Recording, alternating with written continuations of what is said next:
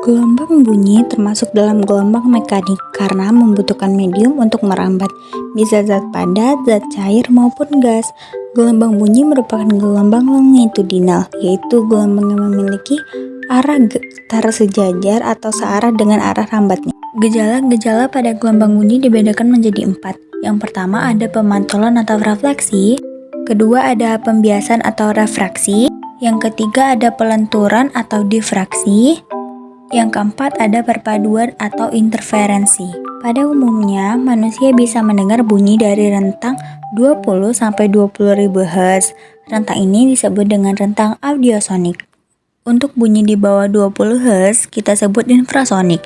Hewan-hewan seperti gajah dan hiu bisa mendengar sampai daerah ini. Sedangkan di atas 20.000 Hz, kita sebut ultrasonik. Daerah ini bisa didengar oleh lumba-lumba dan kelelawar. Kemampuan ini kemudian diadaptasi oleh manusia melalui teknologi sonar untuk mendeteksi kapal-kapal yang ada di laut. Saat mendengar lagu, biasanya kita mengatur volume agar tak terlalu kecil ataupun besar. Artinya, volume suara adalah kekuatan bunyi. Kekuatan bunyi bergantung dengan amplitudo gelombang bunyi.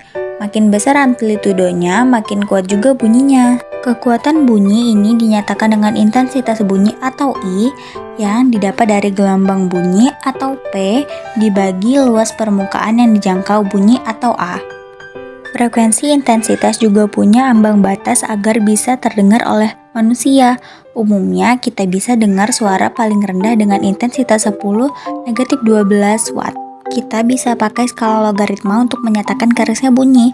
Taraf intensitas bisa kita hitung dengan persamaan yang ada di layar. Kalau sumber bunyi atau pengamat bergerak, ternyata frekuensinya juga bisa berubah loh. Fenomena ini disebut dengan efek Doppler.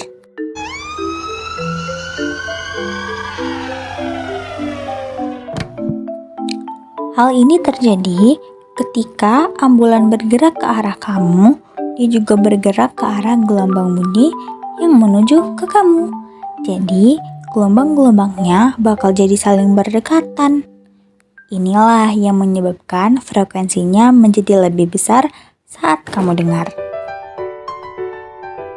Nah, begitu juga sebaliknya.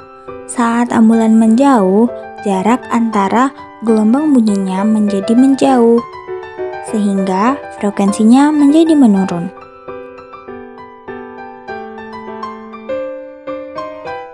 Aplikasi gelombang bunyi di kehidupan sehari-hari adalah 1. Menghitung kedalaman laut dengan prinsip pemantulan, 2. USG untuk melihat bayi di dalam kandungan, dan yang ketiga mendeteksi retak yang ada di bangunan. Selanjutnya, materi gelombang cahaya. Cahaya merupakan gelombang elektromagnetik yang kasat mata atau dapat terlihat. Nah, ini menjadi alasan kenapa cahaya disebut sebagai gelombang elektromagnetik adalah karena gelombang cahaya yang bergetar adalah medan elektromagnetik dan merambat di ruang tanpa permukaan medium. Karakteristik gelombang cahaya yang pertama, interferensi cahaya.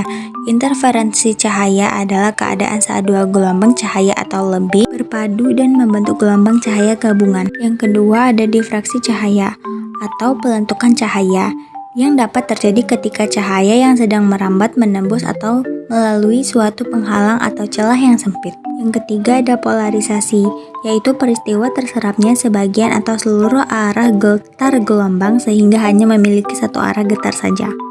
Di layar merupakan penerapan gelombang cahaya dalam bidang teknologi.